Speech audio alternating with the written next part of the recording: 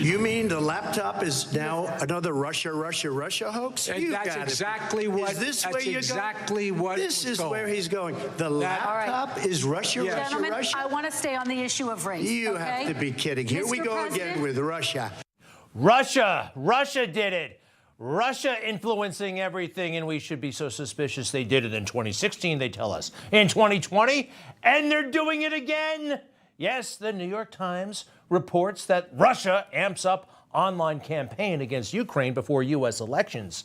But take a look at this inside the story. Mr. Putin, Vladimir, will probably shift at some point from the anti-Ukraine messaging to influence operations that more directly support the candidacy of former President Donald J. Trump. Yep, all these cases they're waging against Donald Trump, they're going nowhere, they're blowing up, so they're going back to their old, silly playbook that we all know is fake. They're trying it again. Hey, why wouldn't they? I mean, the intelligence community still hates Donald Trump, and nobody was held accountable for the last time they lied about him, so why not give it another shot? And remember, that intelligence community, even a Democrat will tell you, they have all kinds of way of not serving the country and settling scores. He's taking these shots, this antagonism, this taunting to the intelligence community. You take on the intelligence community, they have 6 ways from Sunday at getting back at you. So even for a practical, supposedly hard-nosed businessman, he's being really dumb to do this. An amazing moment where they say the deep state is real and will do everything it can to hurt a duly elected president of the United States. We saw it right before our eyes, and nobody has paid a price. CIA, FBI, Strzok and Page, right, working full time to try to stop the election of President Trump. They didn't pay a price. In fact, they got jobs at MSNBC. You can still see Peter Strzok and Lisa Page. They work there. Comey, who really should be in prison right now in my book, he got a book, he got a movie. They made a movie about him, The Comey Rule. They found, what was his name, Jeff Bridges or somebody to play him. These people run, they're heroes in their world. McCabe, another guy who lied and cheated and did all kinds of things, got a job at CNN and a book. And of course, I don't want to call him the mastermind, but he certainly was in on it. Joe Biden became president, okay? So they think that this stuff actually works. And when it comes to accountability, there ain't none. Who remembers the Durham report? I feel like I'm the only person in the country who read the thing. It did not go far enough.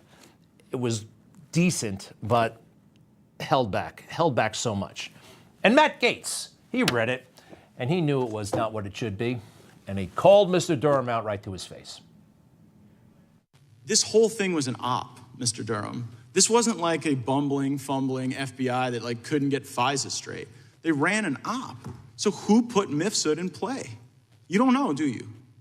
I do not know that. I can't give you the answer. For years, you had years to find out the answer to what Mr. Jordan said was the seminal question, and you don't have it.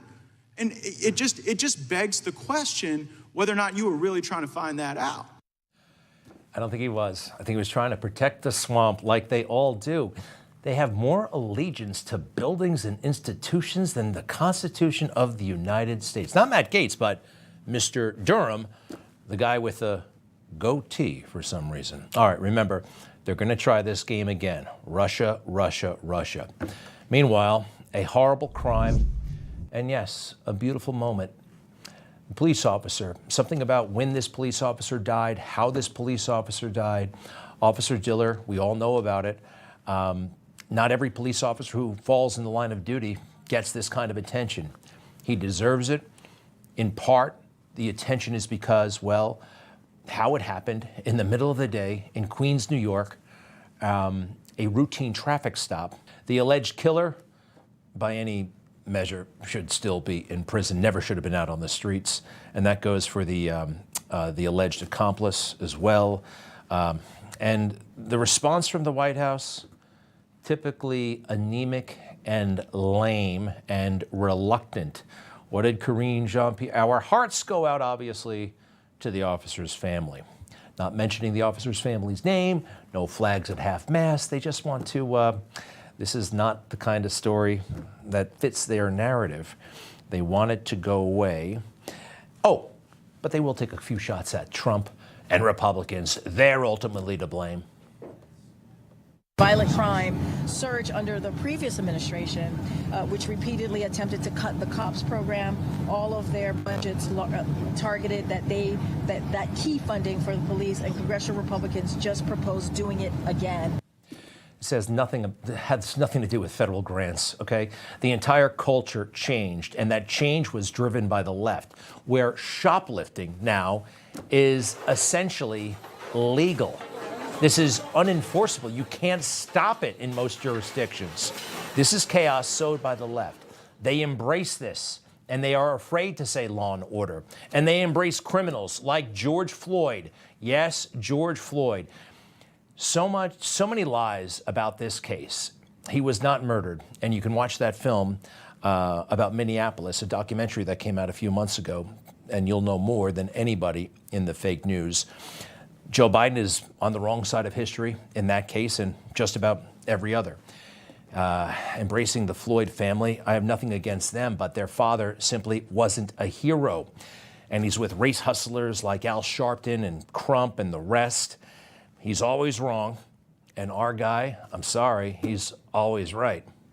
When there is justice for George Floyd, we will truly be on our way to racial justice in America. And then, as you said, Gianna, your daddy will have changed the world. What happened is such a sad event, such a horrible thing, and it's happening all too often. They don't respect.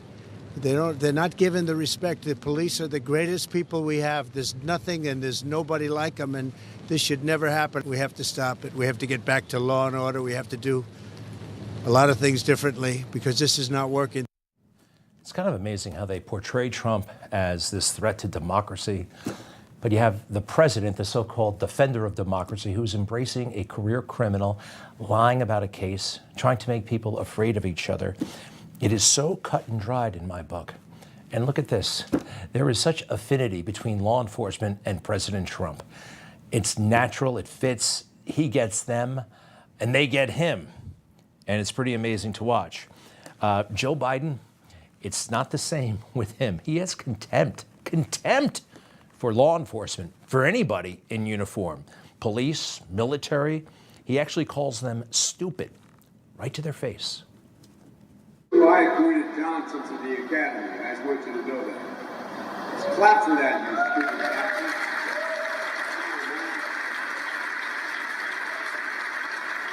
Man, you are a dull bunch. Must be slow here, man. That's not a good person. I'm sorry. And January 6th, you know, Joe is Mr. January 6th, the assault on our democracy. It's interesting to see what he said on January 7th. He says those Capitol Hill police cops now, he says that they were awesome and just such saviors, even though it was a horrific security failure. But the day after, he said something that was missed by almost everybody. No one can tell me that if had been a group of Black Lives Matter protesting yesterday, they wouldn't have been treated very, very differently than the mob of thugs that stormed the Capitol. We all know that's true. What is he saying? He's saying the Capitol Police Force was prejudice, okay, that they gave the white people a break. But if they were primarily black, they would have opened fire. Saying the cops are racist. That's what Joe said right there. He also says that cops can't be trusted really with guns. Sensitive situations like cops are called to all kinds of things. Somebody has a heart attack. Somebody wants to jump off of a bridge. You got to call the cops. Joe doesn't like that. Why is a police officer showing up to the suicide threat, someone trying to jump off a building? We need more social workers there. What does Joe think is going to happen if the cops show up, as they do when somebody threatens suicide from a building? Guns blazing? No. They negotiate with the guy. They try to talk him out of it. And if the person changes their mind, or maybe they just make a grab for him at tremendous risk to their own lives, you can't get a social worker to do that with the ropes and the cables and the risk to themselves. This man understands nothing about the country he is ostensibly in charge of. Wow. He's here in New York tonight, along with his buddies, Obama and Clinton, for a fundraising event. Obama is the guy, though, him, who really started us on the path to this horrible, dark moment in our country, where race is tearing this country apart and law enforcement has been undermined. It really is because of him. And it goes back to 2009, and also his own difficulties with his skin color. Everybody says, oh, he's so cool. He's so comfortable in his own skin. He's not. He's deeply, deeply conflicted about his racial situation. Am I white? Am I black? I'll get to that in a moment. But first, 2009. You may remember the beer summit. Well, it started because Professor Gates of Harvard, somebody saw him basically going through the window of his own house. A neighbor thought, hey, maybe that person's breaking into the house, and they called the cops. Cops showed up, and Gates didn't like that, and there was an argument, and he wouldn't back down, and they put the cuffs on him. The beer summit followed. Remember, they invited the cop and Professor Gates to have a chat about the whole thing. To be honest, I didn't mind the beer summit. I kind of like people coming together and talking about things, especially if they had a vicious argument. But Obama was the one who made this situation terrible. And he's even made it worse since, because he prejudged the cops. This was a major moment in American history that is largely forgotten, but it really put us on the path to where we are today. I think it's fair to say, number one, any of us would be pretty angry. Number two, that the Cambridge police acted stupidly in arresting somebody when there was already proof that they were in their own home. He shouldn't have said anything. He was 600 miles away, did not have the facts, wasn't there. This is a local matter that the President of the United States went out of his way to say something about. It's very revealing. In his own book, he acknowledges that this moment, he lost the confidence of an awful lot of people in the country. This did not poll well, but he started to choose sides. And it was like this internal struggle that was going on within him, the black and the white. I mean, look at how they talked to him, his own advisors. They resented how they had to treat the white officer, whose name was Crowley. Listen to this. She said that the coverage of the beer summit had been generally positive, although she admitted to having received a bunch of calls from black supporters who weren't happy. They don't understand why we'd bend over backward to make Crowley feel welcome, she said. So Obama's black friends and supporters were upset that they treated the officer, Officer Crowley, with respect, that they weren't mean to him. All right, so back to the internal struggle that Obama, I guess, still contends with. Am I black or am I white? He said it out loud. Various stages in the campaign, some commentators have deemed me either too black or not black enough. You know, when I'm catching a cab in Manhattan in the past, I think I've given my credentials.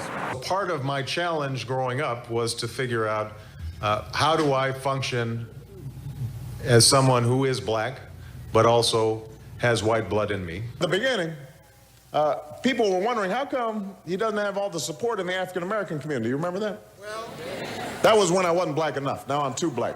I think any of us African Americans who work in business or prominent roles feel this struggle. Am I being black enough? Am I too black? Am I not black? You know what I'm talking about? Yeah. But Lester, that's my thing, not your thing. So he was. All right. He talks about it not only in his book. I'm sorry, but when he first ran for Congress, they weren't down in the hood with Barack. Those voices within the black community arguing that I wasn't ready or not quite black enough. Yeah, when he was running for Congress, Bobby Rush was like, who is this crazy foreigner? The rumblings from the Rush camp began. Obama's an outsider. He's backed by white folks. Is he even black?